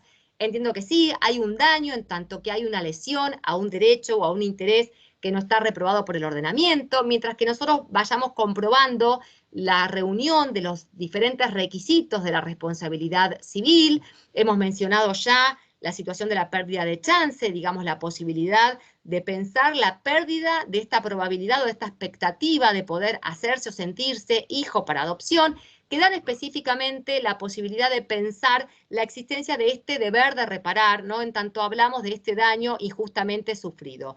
Por eso digo, con precaución pensando que hablamos no solamente y no ya de los casos donde comienza una vinculación y esa vinculación fracasa en los primeros momentos, sino ya casos en que son casos más graves, casos que se dan durante la vigencia del periodo de guarda con fines de adopción o casos que se dan durante digamos, ya con la sentencia de adopción dictada o a punto de dictarse, ¿no? Con lo cual acá podemos realmente equiparar estos casos a los casos de abandono, de los cuales nos habla el artículo 700 del Código Civil y Comercial, en lo que tiene que ver con el abandono en el ejercicio de la responsabilidad parental. Entonces, pensar estos concretos supuestos como concretos de abandono y no ya de un niño que se restituye al sistema y que simplemente se lo, mal dicho, devuelve al sistema para que otros adultos, en este caso los operadores judiciales, se encarguen de ellos. Hay muchas otras consecuencias que son aplicables y que no son solamente la reparación por daños. La comunicación al RUAGA respecto de esta situación para que ubique a los guardadores como transitoriamente no disponibles y que entonces se ordene una nueva evaluación de estos postulantes para poder determinar en qué nómina van a permanecer, digamos, si no van a pasar, digamos, posiblemente a la nómina de proyectos no viables, en los casos de revocación de la guarda con fines de adopción. Esto también, digamos, son situaciones mucho más graves que lo que tiene que ver con el fracaso de una vinculación inicial.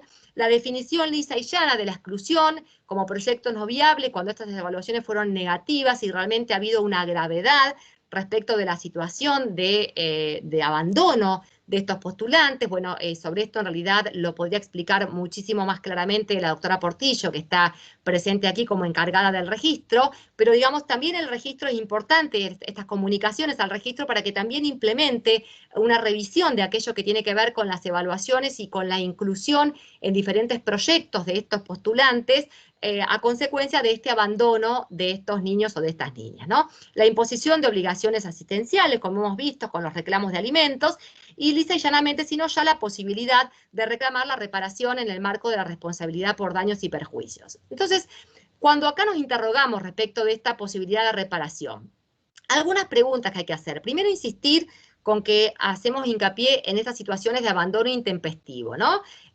Claro que sí que pensamos que en estos supuestos es viable la posibilidad de la reparación civil porque existe un derecho a la vida familiar que ha sido truncado por estos postulantes que de alguna manera dañaron el proyecto de vida o interfirieron en el desarrollo del proyecto de vida de estos niños y de estas niñas, pero también establecer algunas advertencias.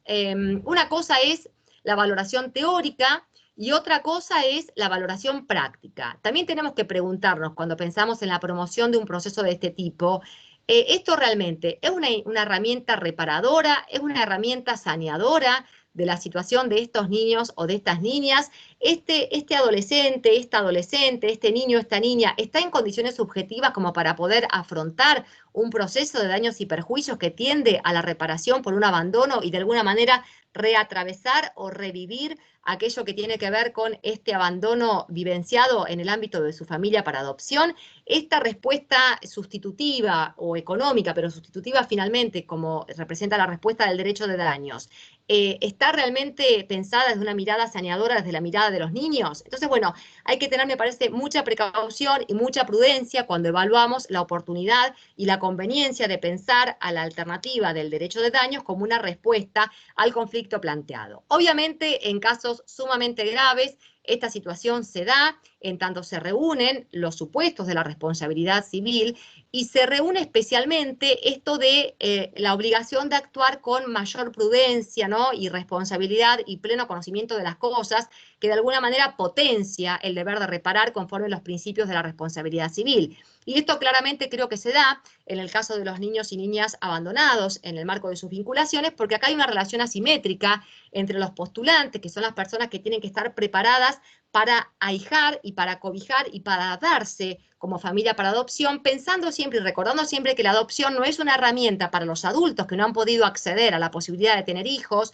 por filiación biológica o por filiación por técnicas de reproducción humana asistida, sino que es en realidad una herramienta para sanear el derecho del niño o niña a la vida familiar que no ha tenido. Por eso hablamos de la posibilidad de la reclamación de daños en estos procesos que Federica Otero llama de procesos destituyentes, ¿no? Procesos destituyentes en esto que tiene que ver con la identidad y con la identidad personal y familiar de estos niños, ¿no? Esta responsabilidad por daños incluye las consecuencias que especialmente tienen que ver con la pérdida de chances, como nos habla el Código Civil y Comercial, la violación de derechos personalísimos, la violación de las afecciones espirituales legítimas y las interferencias que resultan frente al proyecto de vida. Entonces, en este sentido, parece que en casos realmente extremos, esta posibilidad del derecho de daños tiene que abrirse cuando es la única alternativa o una alternativa realmente sumamente justificada para pensar en alguna alternativa saneadora o reparadora de la situación de estos niños. ¿Cómo accede un adolescente o un niño a un proceso de daños? Bueno, obviamente hay que pensar acá la designación de un tutor ad litem o un tutor para el proceso, o el caso de niños y adolescentes con edad y madurez suficiente, en particular adolescentes, la designación de abogado del niño para llevar adelante estos procesos. Y también, por último, y ya para ir cerrando, pensar también si no existe una responsabilidad del Estado, ¿no? En el fracaso de estas vinculaciones adoptivas, o en qué casos esto puede ocurrir, porque si no parece que automáticamente fuera como más sencillo adjudicar todas las responsabilidades a los postulantes o a los guardadores y no pensar qué ha ocurrido de la responsabilidad de este Estado judicial y administrativo en lo que ha tenido que ver con la adecuada selección o no de los postulantes, el no haber dado información completa y ajustada a la realidad de ese niño y de esas características, si es un niño con una situación de discapacidad, si es un niño con una situación de abuso sexual vivenciado en su infancia, si es un niño con una situación que requiere una mirada especial y no ha habido una información adecuada a los postulantes, no podemos reclamarles después que ellos puedan desplegar herramientas adecuadas para hacer frente a estas situaciones.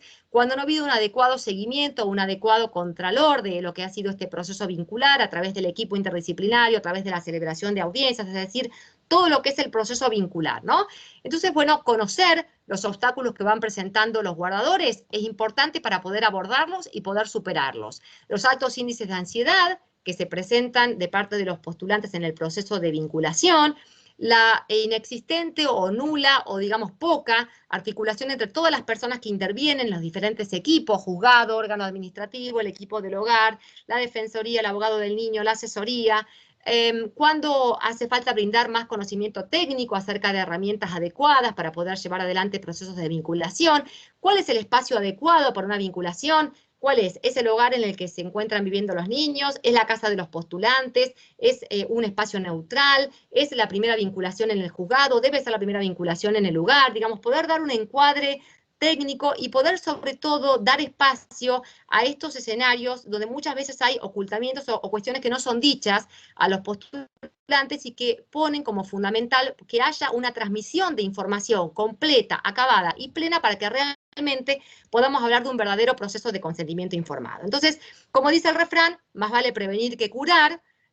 Tenemos que pensar en qué hacemos antes y no qué vamos a hacer después, porque realmente la respuesta de un juicio de daños y perjuicios a un niño que ha sido violentado en su derecho a la vida familiar y que ha sido abandonado, y situaciones que aparecen a veces no solamente una vez, sino 2 o 3 con relación a los mismos niños, bueno, realmente la reparación posterior no es adecuadamente sustitutiva en estos contextos. Tenemos que pensar cuál es el lugar más fructífero que encuentra este derecho de daños en lo que tiene que ver con la función preventiva como una herramienta para poder de alguna manera evitar la propagación o la repetición de estas situaciones. Entonces, bueno, algunas ideas. quedarse no solamente con el diagnóstico de disposición adoptiva ya practicado por el RUAGA, sino poder, analizar o reanalizar estos diagnósticos, estas evaluaciones que han habido respecto de estos niños o de estas niñas y respecto de los postulantes adecuados o acordes o para alguna manera armonizar o ensamblar estos postulantes con estos niños preparados para una adopción, pensar no en evaluaciones aisladas, sino en un proceso diagnóstico que va a tener que ver con las capacidades parentales que tienen estos postulantes para adopción. No es una evaluación aislada, no es una evaluación psicológica, no es una evaluación psiquiátrica, sino que es un proceso diagnóstico donde la interdisciplina, como dijimos al principio, es, digamos, la madre, ¿no?, de todas estas evaluaciones y es la que tiene siempre que estar presente para poder de alguna manera brindar respuestas más ajustadas a cada una de las situaciones vinculares de que se trate.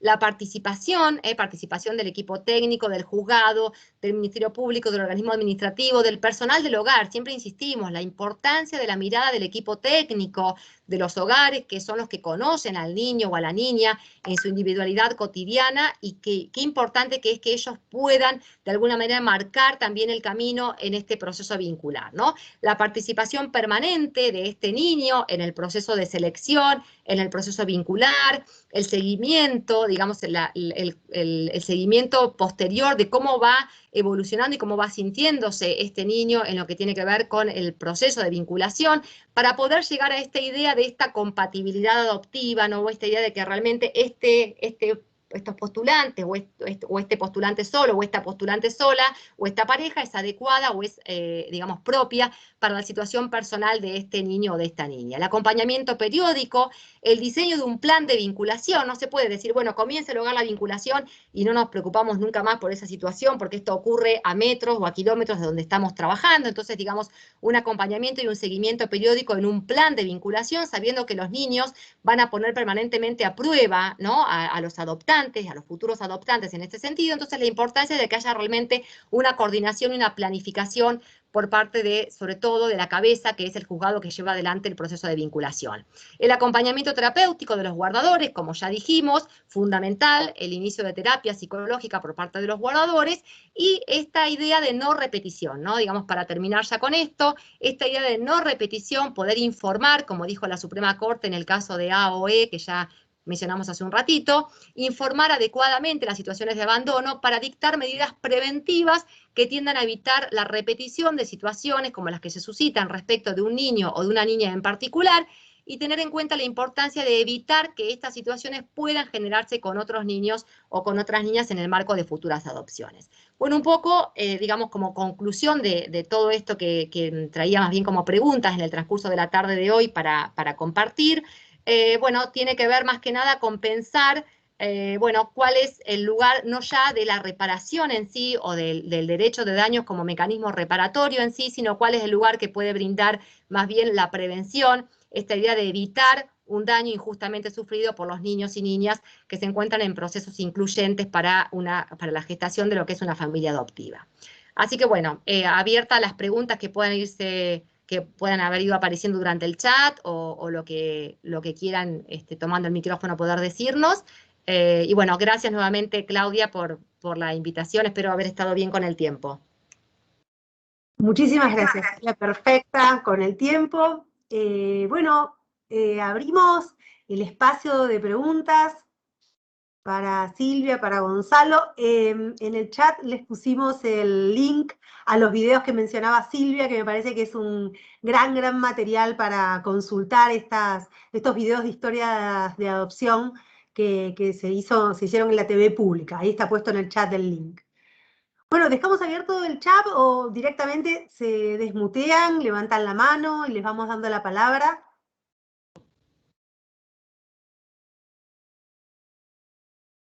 Hay alguien que levantó la mano. Yo la levanto, si no. Y les digo algo, que lo que decías recién de la responsabilidad del Estado, ¿no? Que la mayoría de las vinculaciones que fracasan son por culpa de mala elección por parte del juzgado. Me van a matar todos mis colegas, pero muchas veces por no haber hecho en el momento adecuado lo que decía vos, lo del equipo técnico, porque para mí una de las deficiencias que tiene el sistema, y no es responsabilidad de Claudia ni nada por el estilo, ¿no? Pero como que cada juzgado que evalúe y le pone apto, Si una persona tiene a lo mejor una mirada distinta o no le ha dado la atención, y a vos te llega un listado con una persona que está apta y vos tenés que vincularte. Ahora durante la pandemia fue mucho más difícil encontrar un camino adecuado para que se encuentren esos chicos con las personas que quieren adoptar. Por eso yo creo que muchas veces ese error del jugador, el momento de lo que decías vos del equipo técnico y del juez o de la jueza, al momento de elegir los postulantes. Hay veces que no hay tampoco una cantidad de postulantes amplísima, ¿no? Todos lo sabemos que, como decías vos antes, a cierta edad no se consigue nadie, porque todos nos quejamos, pero como socialmente, digamos, como sociedad no somos tan buenos como decimos ser, o tan amplios o tan receptivos, ¿sí? Entonces me parece eso, que hay una responsabilidad, si querés, del Estado. No sé que nos hagan el daño sin perjuicio o no, pero muchas veces de los fracasos son por un error del juzgado. Lo que se complica mucho, algo también que decías, es la vinculación, porque interviene el servicio local, a veces tiene una visión, el hogar tiene otra visión, que verdaderamente el que conoce mejor al niño, niña o adolescente es el hogar, las personas del hogar, y la visión del juzgado. Son a veces tres situaciones, son las asesorías, o la voz del niño, hay muchas situaciones. Eso quería aportar, perdón. No sé quién, a ver, alguien había levantado la mano. Me parece Mara, no leo bien, Mara. Granja creo que es el apellido, levanta la mano. Sí, Lucía B también, a ver si, bueno, quieren desmutearse, Mara y luego Lucía. Lucía B, veo con la mano levantada, sí. Bien. Lucía. Aprovecho la interrupción, Silvia, tendrías que dejar de compartir pantalla, ¿sí? A ver, pequeño detalle. ¿Ahí? Ahí estamos, perfecto, gracias. Perfecto, muy bien. Bueno, Lucía.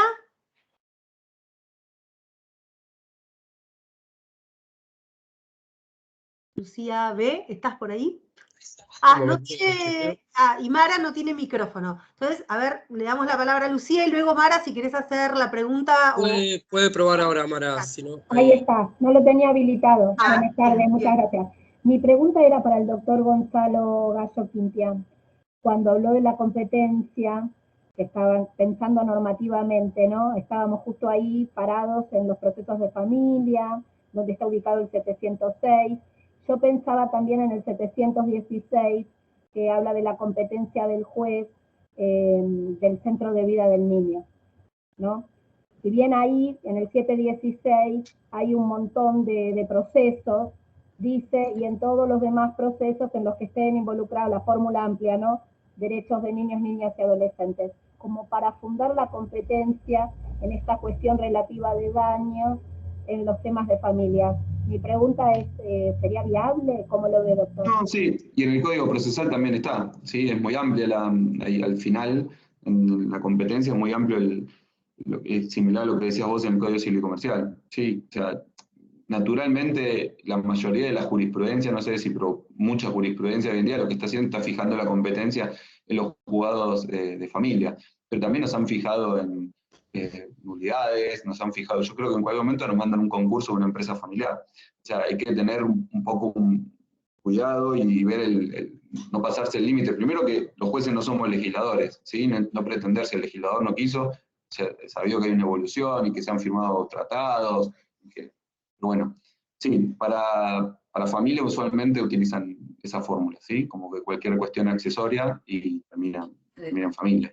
Yo lo que termino de decir es que no es que digo que está mal que juegue familia, yo digo, están dadas las circunstancias actualmente para que los juzgados de familia y los titulares de esos juzgados enfrenten semejante desafío, y yo lo veo como que es una sobrecarga muy importante, ¿sí? Y no sé si estamos haciendo un favor o no a la temática. O sea, no digo que no estamos capacitados, que no podemos, pero tenés que poner mucha energía en poner todo eso. Repito, no hay que minimizar, máxime con todo lo que decía recién Silvia, todo lo de la prevención, todo de cuál es el concepto de reparación, es muy amplio, y por eso yo no sé si tendríamos que empezar, alguno que otro, yo algo he leído, ¿no? Porque me meto en el baile, pero yo ya también algo he leído y me he dedicado a daños y perjuicios, pero quiero hablar de la gran mayoría de personas que hace por lo menos 20, 25 años que no ven daños y perjuicios.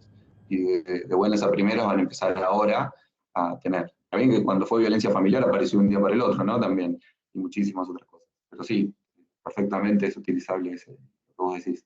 Muchas gracias, doctor. No, le agrego que la competencia en el foro de familia, yo entiendo lo de la sobrecarga, lo comprendo, pero tienen equipos técnicos y los juzgados civiles no tienen equipos técnicos. Y cuando se trata de cuestiones que están referidas a niños, los equipos técnicos son vitales. Y esos equipos técnicos no están. Concuerdo, pero igual no hablamos de situaciones de niños nada más en daños y perjuicios, ¿eh? Hay un montón. La mayoría de los daños que no tiene, que a veces lo confunden con compensación económica, se nos plantean en eso, o muchas siguen filiaciones y son mayores de edad. O sea, el equipo técnico es genial, ¿sí? No lo voy a negar, y es más, hablé de eso, que no quiero que nos lo saquen con la reforma, ¿sí? Bueno, yo hablo de entender lo que es la situación, no es lo que quiero, ¿viste? Yo hablaba antes del principio de placer, que me gustaría, y claramente sí, me parece que tendrían que tramitarlo, porque lo puedo, y yo lo veo que hay una dificultad grande en abarcarlo. No digo que es imposible, digo que no sé si es lo mejor. Sé que es un tema debatible, debatido, y llevo las de perder, pero a mí me preocupa mucho la situación y veo si verdaderamente lo podemos abarcar. Mañana, no sé, nos dan las sucesiones, nos dan otra cosa, y de repente, y claro, y está bien. Bueno, es familia, y sí, también es familia, pero les dejo yo para que lo piensen. Repito, no es que estoy jurídicamente volcado hacia que no es competencia de juego de familia. Lo que digo es que dentro de la situación tenemos que ver qué podemos hacer para favorecer la temática. Perfecto. Bueno, muchas gracias, muy amable, doctor, por la respuesta. Buenas tardes. Lucía B. Hola, ¿me escuchan? Sí, perfecto. Sí, para Silvia, teniendo en cuenta que durante la pandemia se produjo la mayor cantidad de evoluciones de las guardas de pretensores adoptantes, y teniendo en cuenta que, como decían, que la responsabilidad, en síntesis, es una responsabilidad estatal que no se pueda conceptualizar un hogar de acuerdo a la tipología o al abandono o a la situación por la que atravesaron los diferentes niños que están en condición de adoptabilidad. Quería consultarle si no sería ideal o no sería oportuno que el PEF intervenga justamente en el inicio del proceso de guarda, no ya cuando el conflicto está desarrollado o cuando ya está asentado en el vínculo de los pretensores adoptantes, sino que intervenga de manera inicial, porque realiza una tarea realmente muy buena, y sería oportuno que desde el inicio intervenga como para poder, ellos que tienen una mirada mucho más comprensiva de la situación, intervengan desde el inicio. No sé qué opinan. Sí, hola Lucía, bueno, muchas gracias por tu aporte. La verdad, sinceramente, desde un plano de lo deseable, sí, porque incluso el PEF, el punto de encuentro familiar, por lo menos aquí en Mar del Plata, comenzó a gestionarse como un espacio para lo que tenía que ver con vinculaciones en el marco de regímenes de comunicación, digamos, de padres y niños o madres y niños en procesos de comunicación con los hijos e hijas, y posteriormente se empezó a pensar en su participación en lo que tiene que ver con vinculaciones adoptivas. La realidad es que el PEF es una herramienta con la cual cada vez más vamos contando desde el ámbito judicial, los juzgados, las asesorías y demás. La realidad es que esta cuestión del PEF aparece como un recurso que está articulado con el sistema judicial. Entonces, por ejemplo, trabaja en principio con, digamos, no es un servicio gratuito, entonces, digamos, trabaja en principio con un costo. Digamos, todas estas cuestiones también, ¿no? Hay como que verlas. Si bien ellos tienen algunas situaciones que subvencionan o que de alguna manera pueden afrontar más gratuitamente, lo cierto es que en principio trabajan con un costo, y que esto que vos planteás me parece que sería una situación como ideal, ¿no? O una situación de pensar cómo realmente puede haber una estrategia de intervención que haga esta especie de ojos externos y esta especie de seguimiento externo y esta integralidad que mire, ¿no? Digamos, integralmente y transversalmente a la familia y al niño que se inserta dentro de esta familia para adopción. Creo que sí, que como propuesta realmente es buena y sería sumamente valiosa. Bueno, podemos dejar acá la inquietud, ¿no? De pensar si algo de esto no podría ser de alguna manera trabajado a nivel, digamos, desde los registros, de pensar de incorporar alternativas como la alternativa del PEF en cada departamento judicial en que estos existan. Nosotros lo puedo contar en los casos que lo comenté, los comento como experiencias de situaciones en las cuales ante el riesgo de fracaso se les dio la intervención. Y la verdad que los resultados fueron positivos en todas ellas. Por eso, bueno, como justamente no se da la intervención en todos los contextos y en todos los supuestos, se dice, bueno, que los guardadores cuenten con asistencia psicológica, que los guardadores cuenten con un acompañamiento, pero esto del PEF ofrece una mirada más integral y una intervención en la dinámica, en realidad en la dinámica vincular, y no solamente que hago terapia yo, sino una intervención en la dinámica vincular con los niños. Sí, coincido. Hay una intervención en el chat que, si les parece, la leo, de Alejandro Gabriel Iriart. Dice, tal vez se podría empezar a trabajar en juzgados de familia con doble secretaría, por un lado patrimonial y por el otro lado no patrimonial, con un refuerzo de personal. Aprovechar el proceso de reforma del Código Procesal para plantearlo, inclinando la balanza para el lado del foro de familia, no solo es beneficiosa la existencia del equipo técnico que mencionó la doctora, sino también la posibilidad de conversar el planteo de daños en la mesa de etapa previa ante los consejeros-consejeras. Dice, en realidad soy Graciela Garcete, pero ingresé en el Teams con el nombre de mi marido. Ya, claro, bueno. Yo leí el nombre de identidad. Un daño por usurpación de identidad, ahí está. Bien, bien. Igual lo del personal es utópico, no nos van a dar más personal. Estamos peleando, es una situación de crisis económica muy grande, y los consejeros sí, también tenés la mediación. Estoy intentando, no es que soy un talibán de que tiene que quedar en civil y comercial, estoy intentando encontrar una solución a la situación, ¿sí? O buscar, igual decir, generar otra secretaría, sí, pero el juez es el mismo, ¿sí? Te lo dejo para pensar, sé que tengo las de perder, como les dije antes.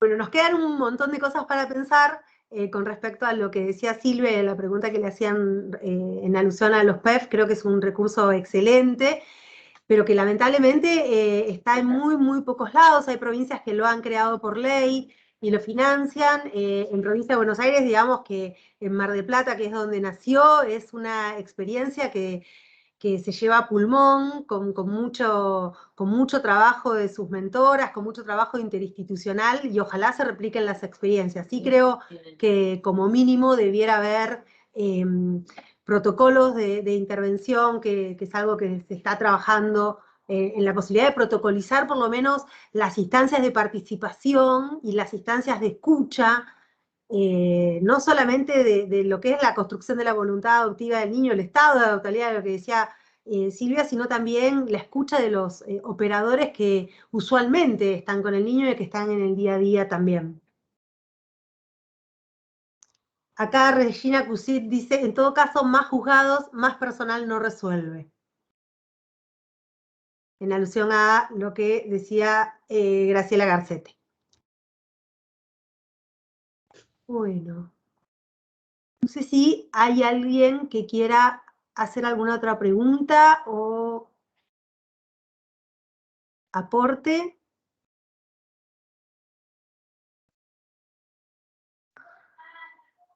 Bueno, yo les agradezco muchísimo a ambos la participación, a Gonzalo, a Silvia. La semana que viene vamos a encontrarnos nuevamente con Ana María Chechile y con Hernán Cuadri. Se van a abordar otras dos temáticas en particular vinculadas a la responsabilidad por daño. Se va a abordar la que tiene que ver con la violencia familiar y de género, y se van a abordar cuestiones que tienen que ver con lo procesal. Así que bueno, los invito a sumarse el jueves que viene, más allá de que pueden volver a ver esta actividad por el canal del Instituto de Estudios Judiciales. Bueno, los invito a sumarse siempre el intercambio, aunque sea por intermedio de la cámara y por intermedio del chat, es bienvenido. Así que bueno, no sé si alguno quiere tomar la palabra. Bueno, Silvia, Gonzalo, muchísimas gracias, excelentes sus aportes, y bueno, nos estamos viendo con el resto el jueves que viene. Muchas gracias. Muchísimas gracias. Gracias a todos y todas.